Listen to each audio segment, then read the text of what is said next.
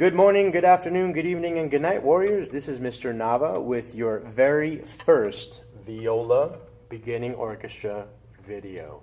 Ooh, amazing, right? In this video, I'm going to be helping you with how to read your music, okay? And also how to hold your bow, hold your instrument, and just a way to get you going. Because during break, I want you to be practicing on the Guess This Song Warriors, because we already learned kind of number 2, which was Mary Had a Little Lamb, but we haven't touched number 1, number 3, or number 4.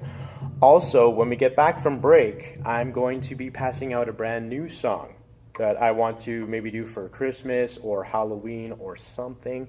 So we need to know how to read music. So you have your instruments. So first thing I want you to do is I want you to get your bow, okay? Get your bow out, and with your left hand, I want you to hold the bow stick.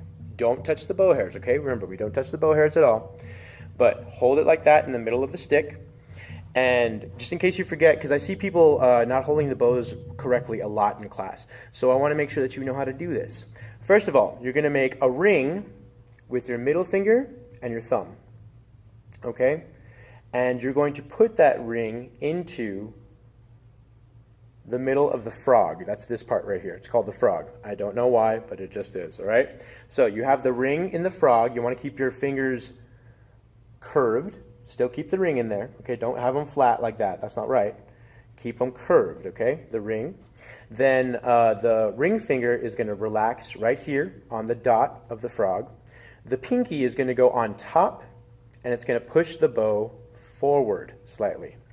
Then your index finger is going to curve and rest right there on the bow, okay? The curve of your finger should be wrapping around the stick of the bow right there. And the bottom of your finger, where the nail is, should be actually holding the bow up a little bit, okay? That is how you hold your bow, guys. Make sure that you're not holding it like this, or like this, or like this, okay? Some of you guys are doing some weird stuff, okay? I just want to make sure that you're paying attention to how you're holding your bow, because that will improve your sound a lot quicker than if you're not doing it right. You will sound bad a lot longer if you're not holding your bow correctly. So make sure you're holding your bow right, okay? First thing is that I gave you guys the viola finger chart. And in the viola finger chart, it had these 4 notes squared off like this, okay? And it had open strings written over here. Why? Why? Come on. Yes, because they're your open strings, all right? I know that these are whole notes, and I wrote whole notes just so you guys could see them and know where they were exactly. But this can be a half note, it can be a quarter note, it could be an eighth note, it could be a 64th note, it could be anything, okay? But the note is always going to be in the same place. Your C string is always going to be below 1 ledger line, and that's this little mini line that's down here. You'll have these below and above the staff, okay? So if you have a note that's right below a ledger line, actually touching the top of the note with the ledger line, that is your open C, okay? The next one is open G, and that's going to be in the first space of the staff, okay? Always in the first space. This is open D in the 3rd space from the bottom of the staff, and then of course on top of the staff, touching the top line, is open A. All right? Always, always, always, always. So, when you see a note like this, you're going to play G.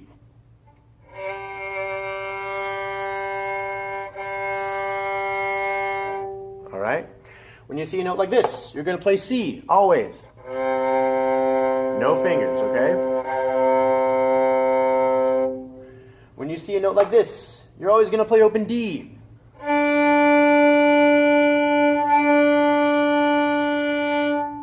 And of course, the last remaining one, open A.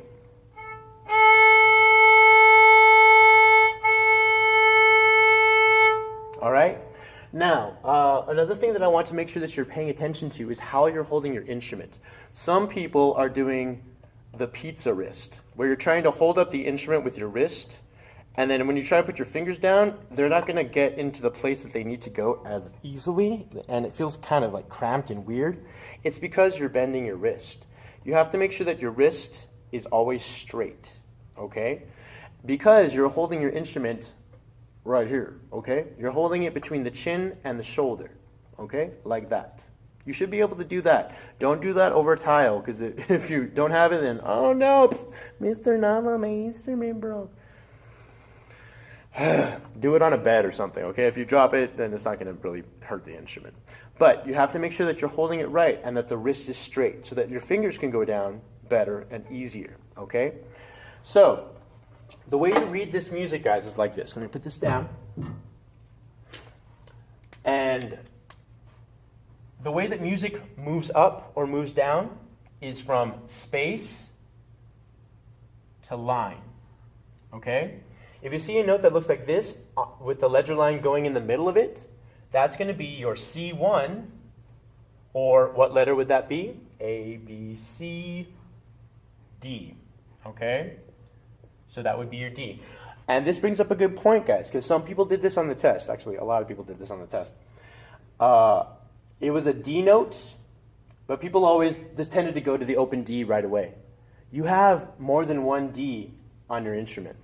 Okay, you have this open D, you have a D that's on the A string, you also have a D that's on the C string. So you have three separate Ds. You have to know the difference between which one, because this one, let me show you the difference. Okay, C1 or D would sound like this. Open D, A3D. They all have that tone. They're all the same note. It's just one's lower, one's in the middle, one's up top, one's higher. Okay? So you have to know which note you're talking about. Anyway, going back up, the next one after this, C2, would look like this. Okay? And it can be a quarter note, it could be a half note, it could be a whole note, it could be an eighth note. This is just the position for it, okay? Because your open C is below the ledger line, C1 or D is on the ledger line. Then the next note up, C2, is right below the bottom line of your staff, okay? This note would be called E, okay? Because it's in alphabetical order, guys. A, B, C, D, E. So the next one would be F, all right? So F, we're going to draw right here on the bottom line, because notes always go from space to line to space to line. This would be C3 or letter F, okay? Now, guys, this is for any string at all. It's not just for the C string. But look, I want to show you something. When you're putting your fingers down, first of all, your wrist has to be straight. But when you're putting your fingers down, I want you to make sure that your finger is on top of the line, but not further than the tape. Okay, can you see that? Because I see some people just putting their finger like that, and then watch. I put the bow at the end of my finger, lift my finger, look where it is. It needs to be actually right there, okay? It needs to be scooting back. So the tip of your finger has to go on top of the line, but not further than the line, okay? On top of the tape, but not further than the tape. This would actually be a good exercise for you guys, okay? What I want you to do is I want you to play each string and each finger. And I'm going to show you what I want you to do, okay? You play open C, you start at the frog, that's this part right here. You put at the hair that's right there, you go all the way to the tip of the bow. All the way to the tip, and then go back the other way. Make sure you're balancing your bow too. You don't want to be... Because if you do that, then you're going to be playing other strings. I want you to play one string at a time. So, from the frog again, all the way to the tip, and back. Make sure you're balancing it. Then I want you to put your first finger down on the first tape, not further than the tape, in correct position, look at it, and do the same thing. Balance the bow, all the way to the tip, watch your bow. When it gets there, move it back. Then Next finger. Finger 2 on the tape, not further than.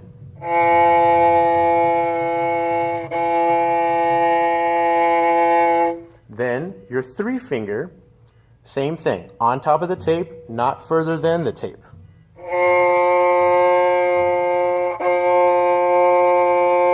Make sure that you're balancing your bow, guys. If you're hearing that, you're not keeping your bow steady. It needs to be like in a straight line and not move this way. Because if you move this way, you're going to hit the G. Okay? So it has to stay in a straight line only on the C. Now when you're on the G string, it's going to be harder because the strings on the outside, you just have to pull it one way and it's not going to hit the other ones. Okay? It's very hard to get back over unless you move it a lot. But on the G and D strings, you have to make sure that you're being really steady. Because if you move over just a little bit, you get the D. If you move over the other way, you get the C. Okay? So you have to make sure that you're steady on that. So same thing on G, all the way to the tip. Then put the finger down, right placement, make sure you're looking at your finger.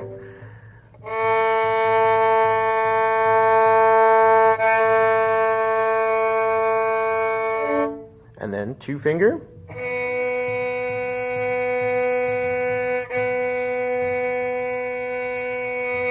Then 3 finger.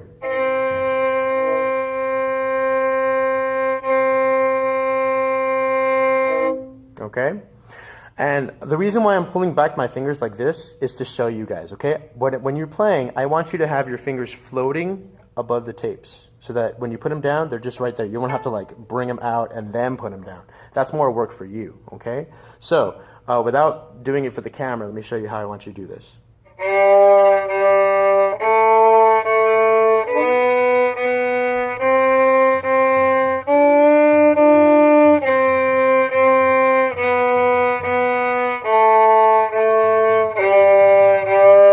Okay? Move the bow all the way from the frog to the tip, guys. Because a lot of you guys are just going like this and then going back to the middle only. I want you to move it all the way across. When you're moving it, don't use your shoulder to move the string, because then it's really hard to play one string, okay?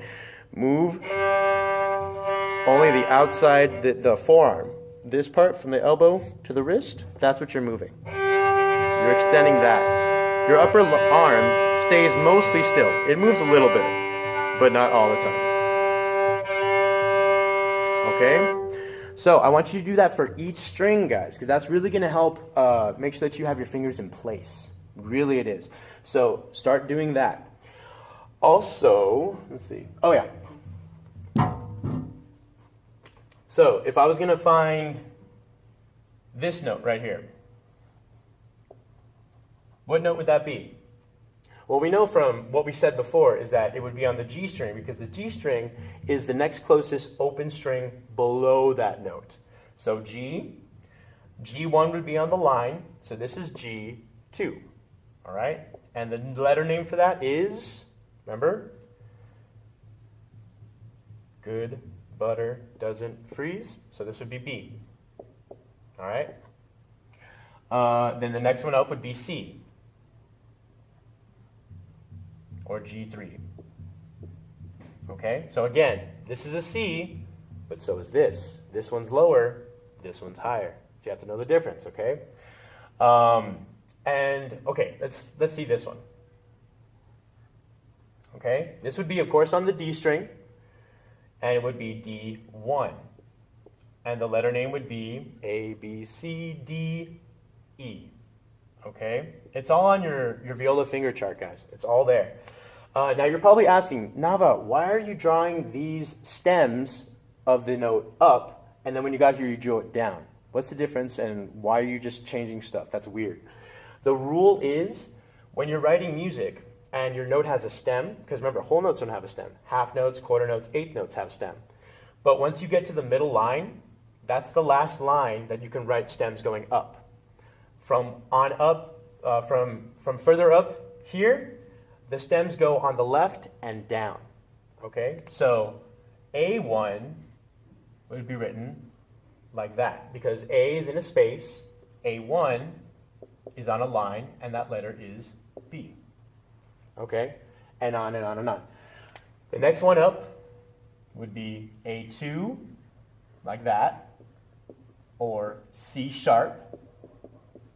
And then you add another ledger line because space, line, space, extra line. Okay, remember, these are called ledger lines. They're written like this. Ledger lines. All right, that's what they're called.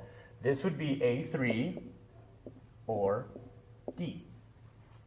All right, so guys, study this. Study this. You have your viola finger chart, so it should be easier for you.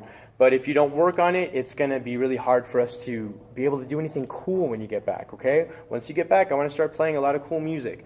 But it's up to you. You have to work it out. If not, we have to work on basics and do the boring stuff. I want to get to the fun stuff, but it all depends on how quickly you guys work, okay? If you have any questions over any of this, please leave me a question in the comments, and I will answer it as soon as I can. And I hope you guys are having a good vacation. I hope you're practicing, and I can't wait to see you when you get back. All right? Bye.